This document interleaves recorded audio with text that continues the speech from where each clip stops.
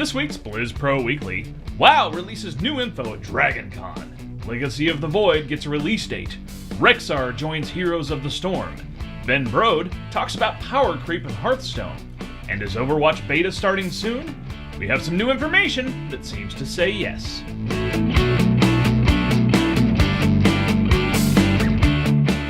Hey guys, welcome to the newest episode of Blizz Pro Weekly. I know you missed us last week, but we're back. It is September 12th. Let's get straight to it with some World of Warcraft. Here's the beef. So there hasn't been a lot of information since the announcement of WoW's next expansion since Gamescom when it was announced. It appears they are saving most of that information for BlizzCon. However, game designer Jonathan LeCraft was at DragonCon, had a panel, and was able to reveal a few little bits of information. Okay, so Demon Hunters are currently planned to start at level 98. Double Jump will be disabled in certain areas where it would allow you to access areas that you just shouldn't be able to. Demon Hunters will also be able to wield one-handed swords as well as glaives. We also learned that multi-strike stat is now gone, and that changes are planned for other secondary and tertiary stats. Last but certainly not least, we learned that there is a whole new team dedicated to working on professions, and that prospecting may be returning. Like we said, it's not a ton of information, nothing earth-shattering, and we don't really expect more until BlizzCon. But at least it gives a little insight on what to expect with this next expansion. Now, a couple months ago, we talked about Paul Sams leaving Blizzard to become CEO for Ready at Dawn Studios. Paul Sams was COO of Blizzard and had been with the company for like 23 years, and well known for having a huge collection of memorabilia. We kind of wondered what he would do with that collection, if he left it with someone at Blizzard or if he took it all home with him. Now we have the answer. Sams has donated his collection of over 1,500 Blizzard games, marketing materials, and merchandise to the Strong Museum of Play in Rochester, New York. The donated materials will go on display starting in October. Now, there's certain to be some pretty cool things and rare stuff, as well as merchandise that was prototyped but never actually put in production.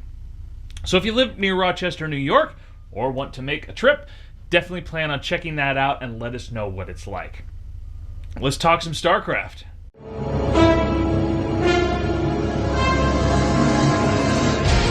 You want a piece of me, boy?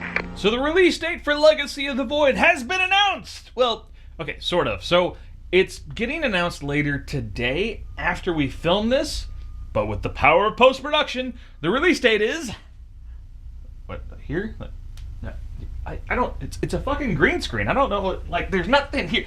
That's it right there. Look at that magic. There is your release date. I don't even know what it is as I'm filming it, but there it is. So with the announcement of the release date, the cinematic was also revealed to the world during the live stream of the WCS Season 3 finals that were being played in Poland. Go check that out. There's your release date. Let's move on to Heroes of the Storm.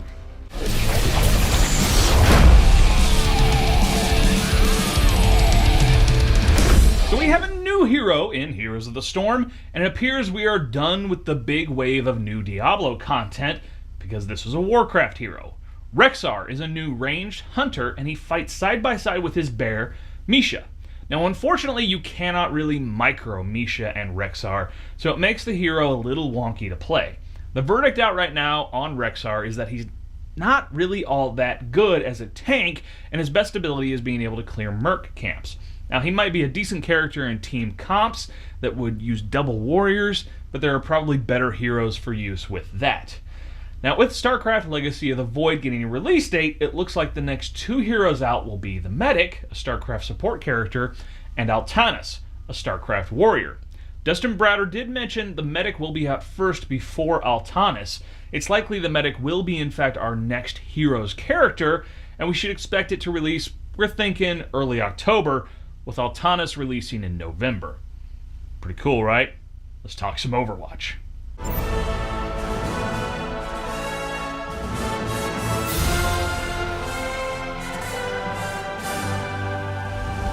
The world could always use more heroes.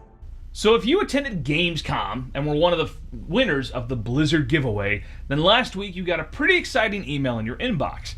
Basically, winners were told to select what region they wanted, North America or Europe, and they needed to give a response before September 4th, or they would automatically be flagged for Europe beta access. So does this mean the beta will come out September 4th? Well, absolutely not. First of all, it's September 12th, so that ship fucking sailed, and the beta hasn't started yet. Now, Blizzard has stated the beta will be in fall 2015, but fall doesn't technically start until September 23rd. So, this does mean that does this mean that users will get it on the 23rd? Well, maybe not necessarily that either. Okay, here's a little inside info, a little secret, okay? Press or fan sites like us are normally given some kind of access in the first wave of pretty much every beta.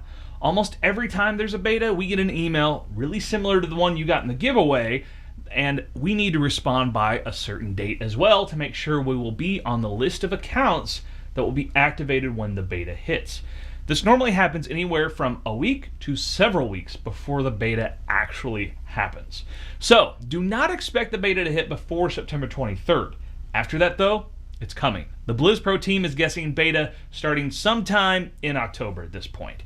Now, this email does prove that Blizzard is starting to really prepare the beta for the public, so hold on tight, folks. It will be here soon.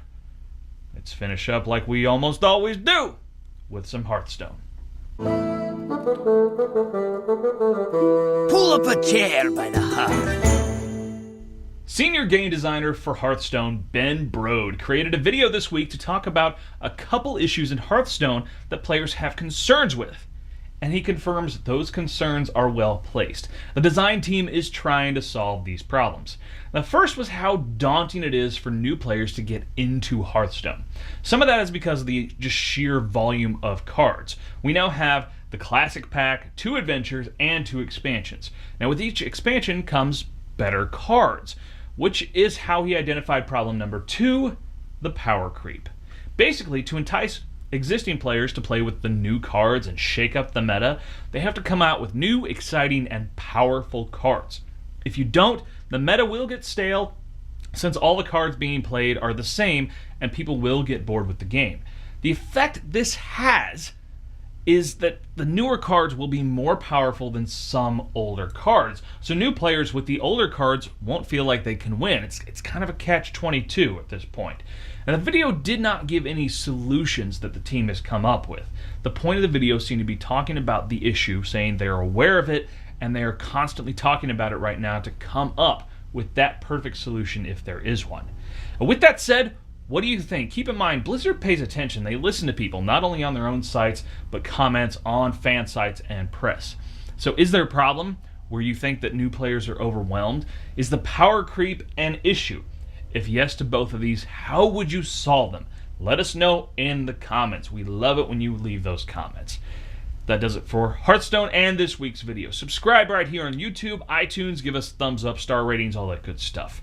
You want to check out BlizzPro TV. Listen and subscribe to all of our shows. We have the Westermarch Workshop, the Heroes Power Hour, the Well Met Podcast, and Twizcast is back. Me, I'm all over the internet. I'm on Twitter, Facebook. I'm a Goodreads author. My first novel, The Lost and Broken Realm, is available online pretty much everywhere. I'm also a contributor for BookRiot.com and Panels.net. If you have a question, email us at askthebeard@blizzpro.com. And of course, check out blizzpro.com. We've got all the news, reviews, interviews, everything you need to know about Blizzard Entertainment games. Stay beardy, my friends.